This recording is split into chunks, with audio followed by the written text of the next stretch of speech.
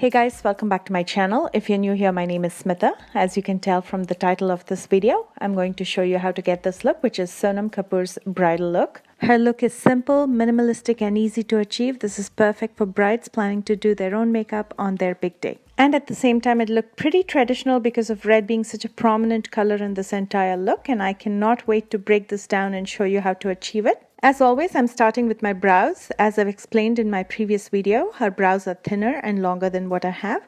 So with the help of some makeup, I'm going to attempt to make mine look like hers. From the Coastal Scents brow palette, I'm taking this ebony color with an angled brush. First, I'm going to start filling in the sparse areas to get some shape out of my brows. And then I'm going to elongate my brows on the outer side.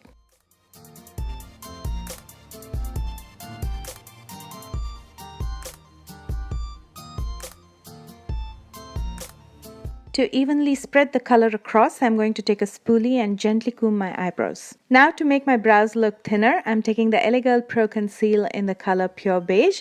And with this, I'm going to go around the borders of my brows. And while I do that, I'm going to overdraw on my brows just a tad bit to make it look thinner. And after I'm done with that, I'm taking a concealer brush to spread this across evenly. To prime my face, I'm using the NYX Studio Perfect Photo Loving Primer. This is a clear primer without any color to it or any tint to it. And it has silica in it, which means it's going to blur my pores and smoothen my skin out before I apply the foundation. If you're like me and you have pores on your face, I would highly recommend a primer with silica so you can blur out all the pores before you apply anything else on your face. To color correct and neutralize any darkness on my face, I'm using the e.l.f. Orange Crayon in Deep. I'm going to first apply it directly onto my face and spread it out with my finger before I set it with the Artistry Loose Powder. When you set your color corrector with a loose powder, it stops it from mixing with the foundation. That way, the foundation settles on top of the color corrector and does not mix with it, and your face will not appear orange.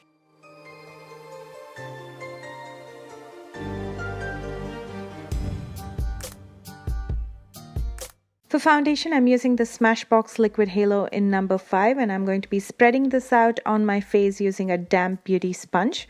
For those of you who wanted to know, I mostly use Real Techniques beauty sponge. This one's also from Real Techniques. And the way I dampen this is I hold it under running water and wait till it completely expands. And then I squeeze out all the water with my fingers.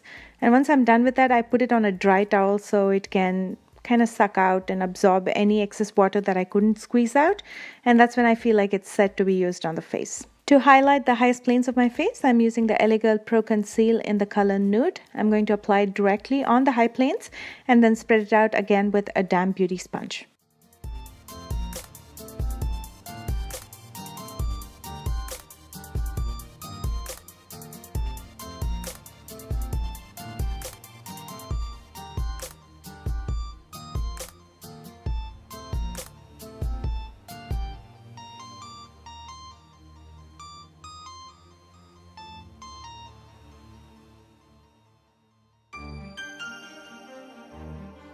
To achieve the light contour that she has, I'm going to be using a cream contour and later set it with a pressed powder so it looks very mellow. And for contouring, I'm using the Wet n Wild contour stick in Call Me Maple.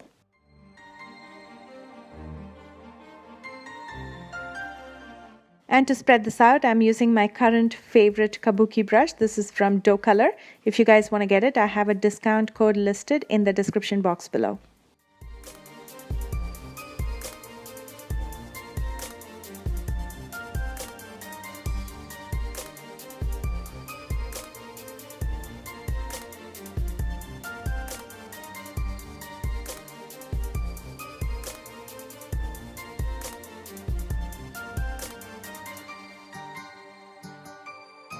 To set the concealer around my eyes, I'm using more of the loose powder from Artistry just so the concealer doesn't crease and settle in those fine lines. And to set the rest of my face, I'm using the Jordana Forever Flawless Press Powder in the color Sand.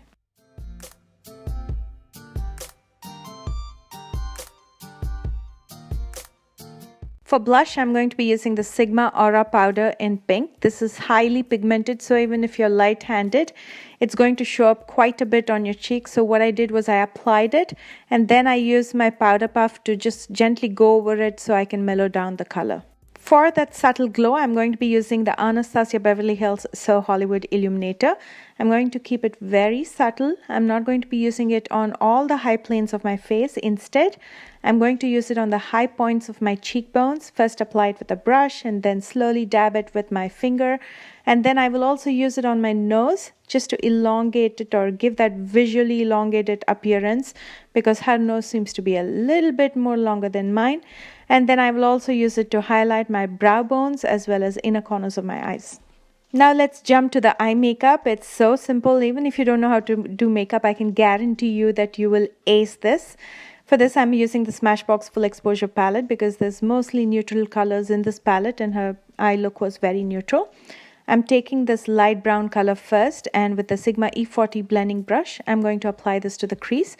First, I'm going to apply this to the outer crease, intensify the color there, and then slowly drag it to the entire crease just so I can deepen the socket. And now to define my outer corner, I'm taking some black eyeshadow with a smaller blending brush. This is a more tapered blending brush. And I'm going to first place the black color in the outer corner. Just place it and then slowly start dabbing the color in the outer corner till it forms a nice V shape. And finally, I'm going to take a dispersed blending brush from Wet n Wild to smoothen everything up so there's no harsh lines left. So I'm going to smoothen this out in the crease as well as on the lids. That's pretty much it with the eyeshadows. Now I'm going to tightline my waterline using the Jordana black eye pencil.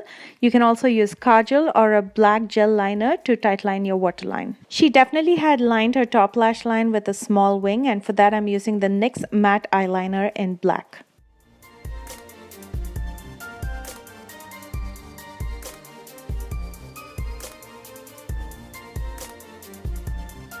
And if you feel like the wing is not sharp enough, you can take some concealer like this with a small concealer brush and clean up the border so it looks sharper. Next, I'm curling my lashes and applying mascara. The one that I'm using is Lash-O-Matic from Wet n Wild. For false lashes, I'm going to be doing something different today. I was reading that Namrata Soni, who is Sonam's makeup artist, actually used individual lashes on Sonam as opposed to a complete strip. By using individual lashes, it looks more natural, and I think that's the look Sonam was trying to go for. And so I just wanted to stay authentic to the look, and I decided to use individual lashes as well, and these are from Ardell. I picked these up individually with my tweezers. I dip the tip in some lash glue before I stick it in between my natural lashes so they blend in very well. But they add to the thickness because you're adding a lot more hair to your lash line. They come in 3 different sizes, small, medium, and long. I use the smaller ones in the inner corners, and as I move to the outer corner, I use the mediums and the longer ones. To make it look seamless, I'm going to very gently apply more mascara to my top lashes, and then I will finish up my eye makeup by applying a coat of mascara to my lower lashes.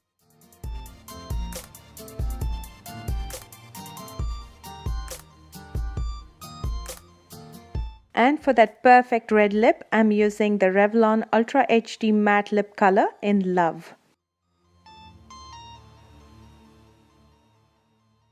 And finally, for my makeup to last longer, I'm using the Wet n Wild setting spray. Her hairstyle was very similar to Anushka Sharma's bridal look, where she had the center partition and a knot in the back with flowers. I'm going to link that video right on top if you want to check out how to get that hairstyle. I really didn't have that grand red bridal kind of lehenga or sari, so I ended up making my own. I attached 2 different saris. One is a proper silk sari with gold work on it, and the other one is a net sari which had no border, so I attached a Banaras border to it. And for the jewelry part, I made the Mang Tika as well as earrings myself, but the necklace and the bangles are from Bangalore, India. If you guys know of any good places in India where I can buy really beautiful bridal stuff like lehenga and sari, let me know in the comment section below. I'm in badly need of some because I keep making my own stuff and sometimes I run out of time. So it'll be really helpful if you let me know, especially if you know places personally. I would definitely want to go there and get some. If you enjoyed this tutorial, don't forget to hit the like button, and if you can share my tutorials, please do so. It'll really help my channel grow. If you cannot share, that's fine as well. I'm not going to hate on you. I will still love you a lot. But I want you to know that I'm extremely thankful to everybody who's sharing my stuff on social media. Guys, you make me so happy. I'm so happy that you're part of my YouTube family here. I love you guys so much. Enjoy your weekend, you all, and I will see you again on Tuesday with a brand new one. Bye, guys.